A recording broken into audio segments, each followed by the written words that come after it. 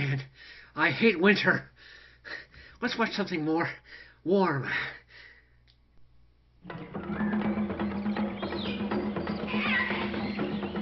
Ah, much better.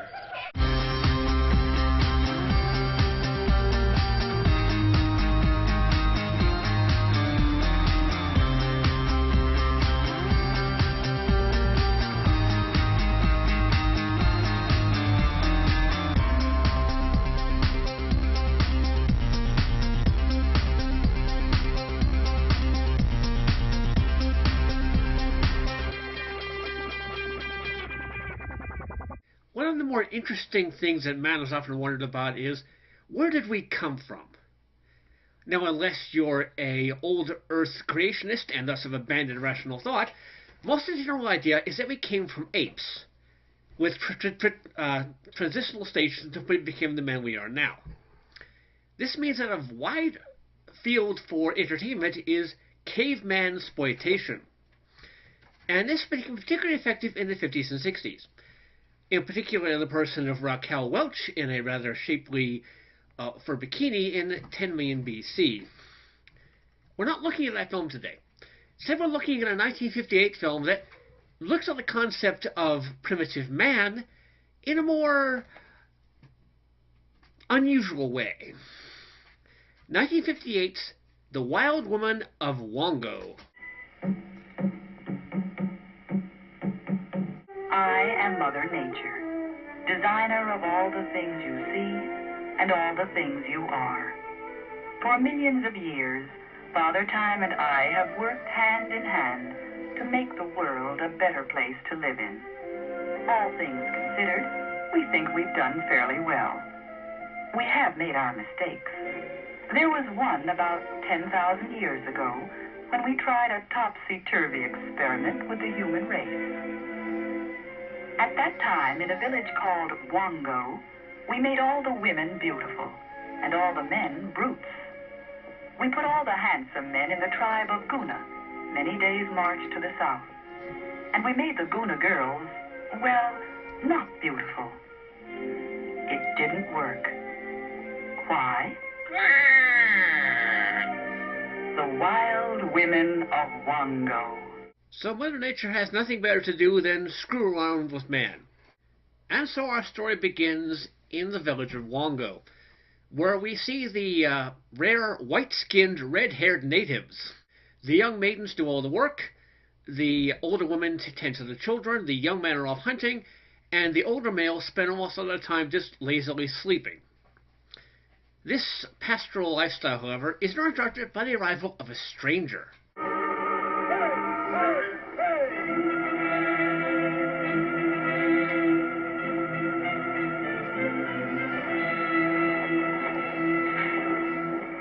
A stranger! I've never seen a man from another village. Get into the hut.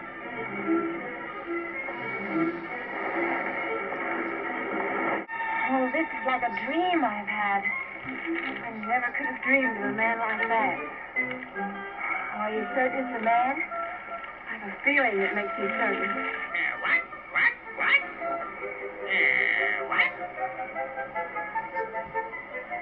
It's a man. It must be. Oh, no, it's a god, I'm sure. Yeah, this is gonna stir things up. Orders of Wongo.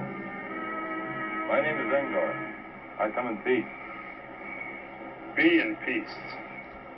I come to speak the words of my father, King of Guna. We will hear the words of the King of Guna.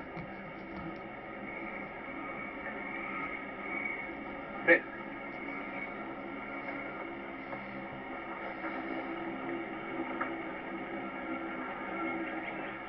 Have you eaten? No, I am hungry. Bring food.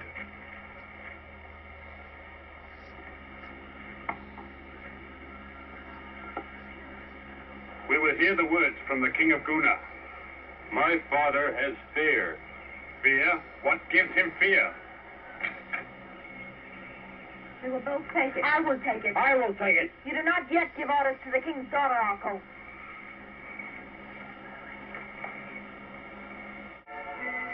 Then, Wongo, you do not touch a maiden who is not yours. Omu, go!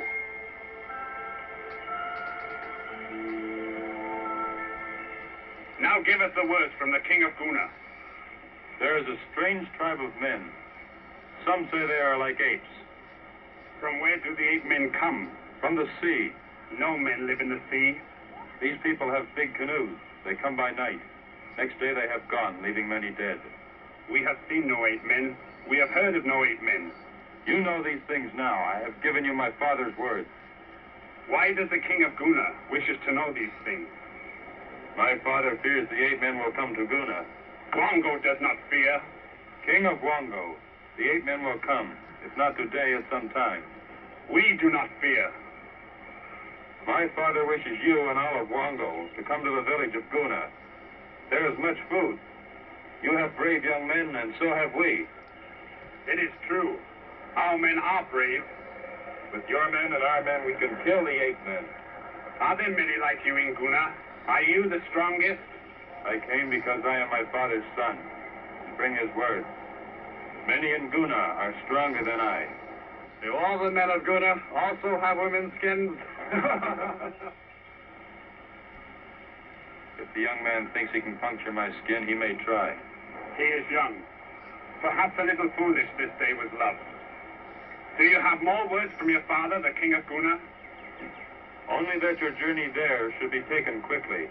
They let the young man Angor stay in the hut of the young men for the night while they discuss what to do.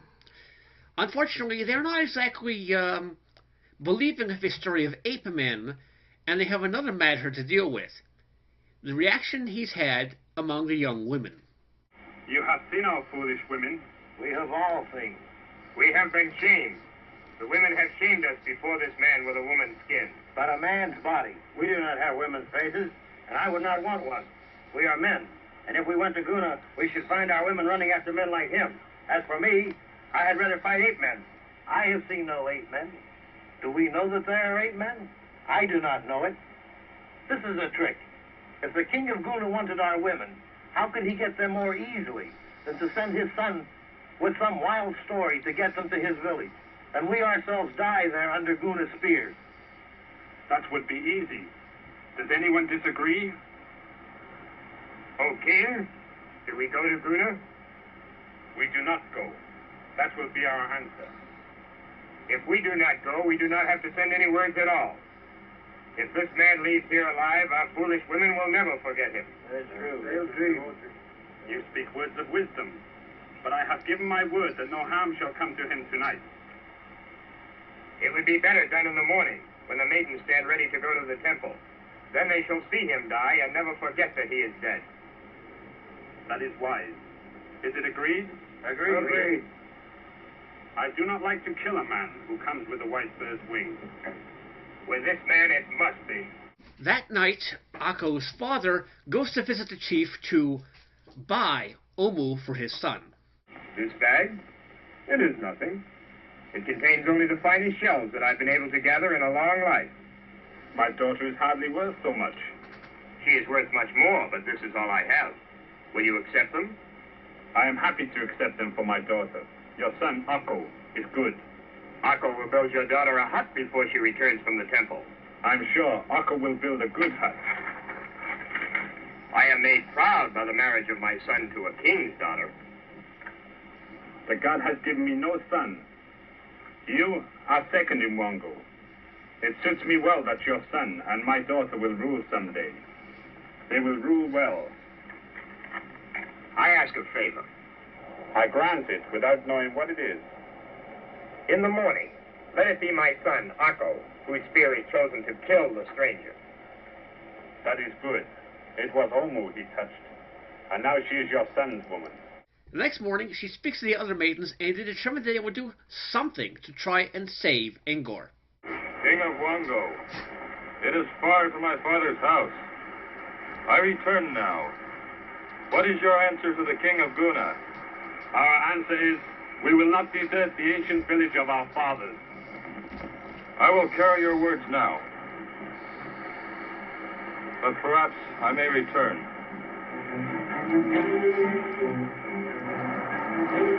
And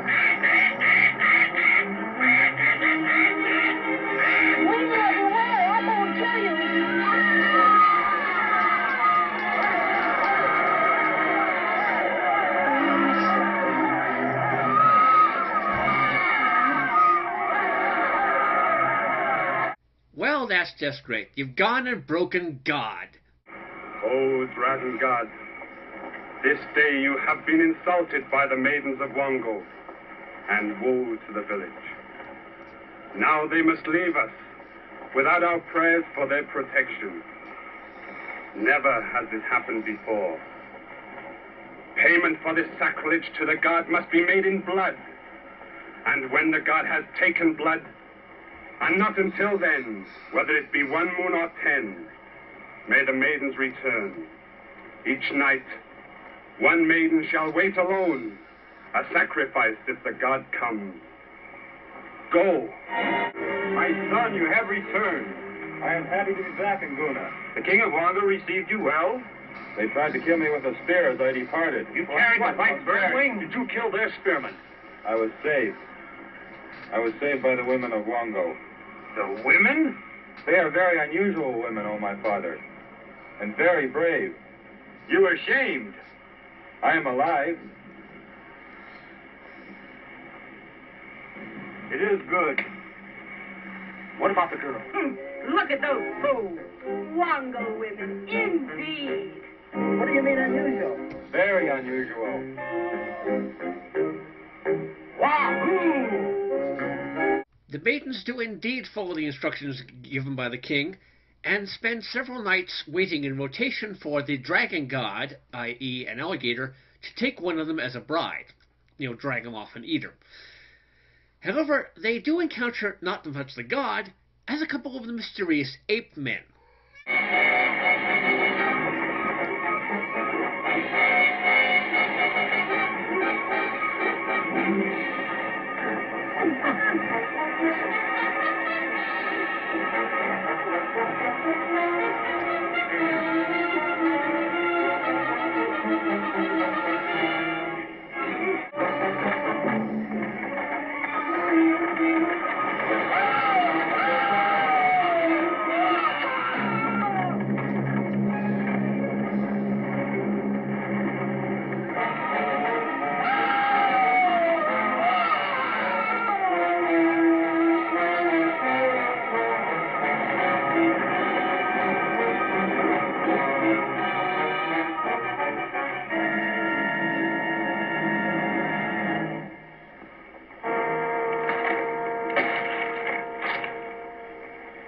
The 8 men have come.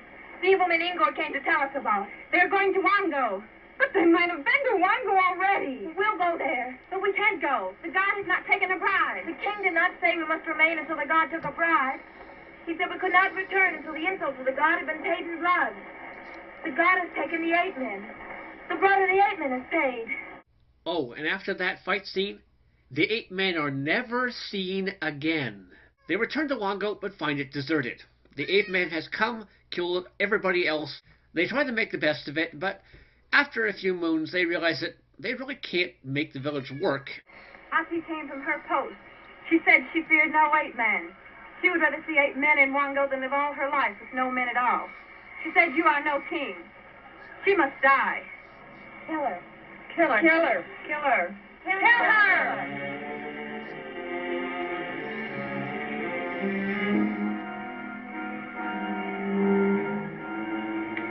I am no king. We have no men, and our young hunters will never return. Auntie deserves to die, but she is right. We do not want to live and to grow old and die without men. Wongo is ended. Tomorrow we leave Wongo. We can't leave. Where can we go? We'll go south. South? To Guna. After the departure of the women, missed them by that much, the young men of Wongo return. There is still nobody. Where did they go? I do not know. It must be the 8 men came. I do not like it here. This is our home. No, Wongo stands here, but it is not home. It is gone. Are we to stay with only ghosts? We have searched the forest. We have been to the temple. We have found no one. Our women were taken by the 8 men. Our hearts are heavy, but our village is here. Let us rest. Let us not stay here. Follow the words of Ingor. Go south to Guna. We would not be welcome. I threw a spear at Ingor. We tried to kill him. Angor came to ask for our spears to defend his village. Let us go there. There are women in Guna. If the men of Guna fight, we will go on, but not back to Wongo. By an amazing coincidence, the young men of Guna are now being sent out into the jungle for 1 moon so that they might be prepared to become men and be suitable for their marriage. For the space of 1 moon, you must live in the forest without weapons to prove you are men, like your fathers. In this time, it is the law of our gods that you speak to no woman.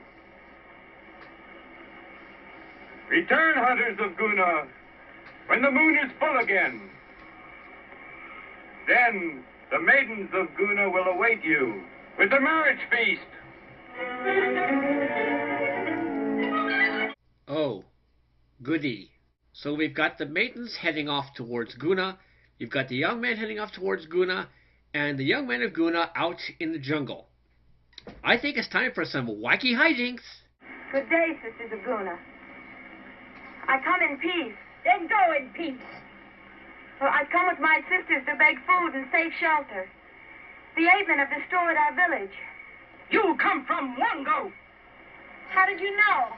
We have heard of the Wongo women. Mona? Lana? You come in peace with spears. We're attacked!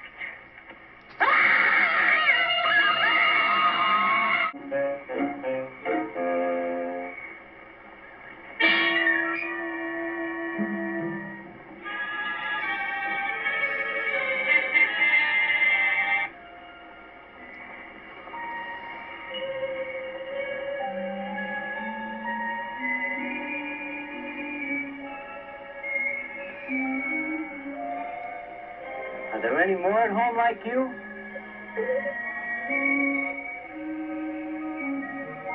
The maidens of Wongo encounter the young men of Guna in the jungle, and after being told that they shouldn't really be talking to them, they offer themselves as mates.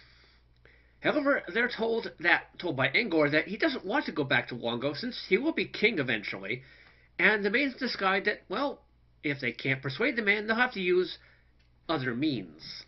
What do we do now? Well, if they won't even speak to us, how are we going to persuade them? Why can't we get them to go with us? But they're men. Well, that's what we came here for, wasn't it?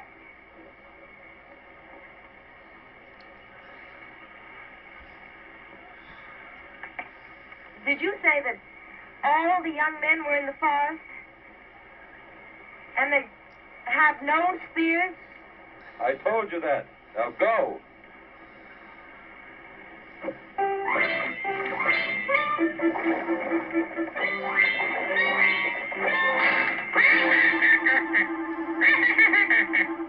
Well, these young men were certainly captured easily. Of course, they may not have been resisting very hard. The young maidens of Wongo take their prospective mates to the Temple of the Dragon God, in actuality the famous Coral Castle in Florida, to be presented to the High Priestess and the god so that they may be chosen as mates. We come to the temple with the men who shall be our mates. If these are your mates, why are they bound like slaves? We dare not unbind them. They would flee to Guna, and there would be none to worship the dragon god. Unbinding their necks. And wouldn't you know it, at this very moment, the young men of Wongo show up with their mates to present them to the dragon god as well. What are the odds? We men of Wongo thought our women were taken by the 8 men. We have found others. We have come to present them to the dragon god. Your father chose Omu for your mate. How do you answer to that? I will answer. Omo is mine. So be it! So that was The Wild Woman of Wongo. How was it? Not too horrible. No, don't get me wrong, this is definitely not a good movie by any stretch of the imagination, but it's not unwatchable. True, the acting is rather stilted, you know. People stand and declare their lines like this, and then wait for the next person to talk. But the setting is gorgeous. It was shot almost entirely in Florida, and some of the customs of the tribe are actually quite interesting. Of course, there are a few questions. How come these tribes have never encountered each other before? Why does only the tribe of Wongo have access to the Temple of the Dragon God? How do they build it anyway? And how are they familiar with each other's customs? Of course, there's also the fact that they're all completely white, but this was 1958, and things wouldn't change for the better for a few years at least. So whilst it isn't exactly Shakespeare, it's pretty enjoyable. At the very least, women watching get to enjoy the sight of the handsome men of Guna in their loincloths, and for your average male, well, you do get to see a lot of gorgeous women in fur bikinis. And at least there are no dinosaurs.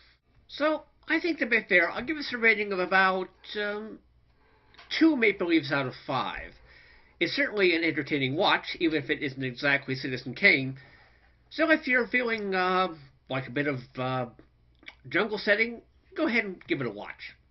I'm some Canadian Critic, and I'll see you at the video store.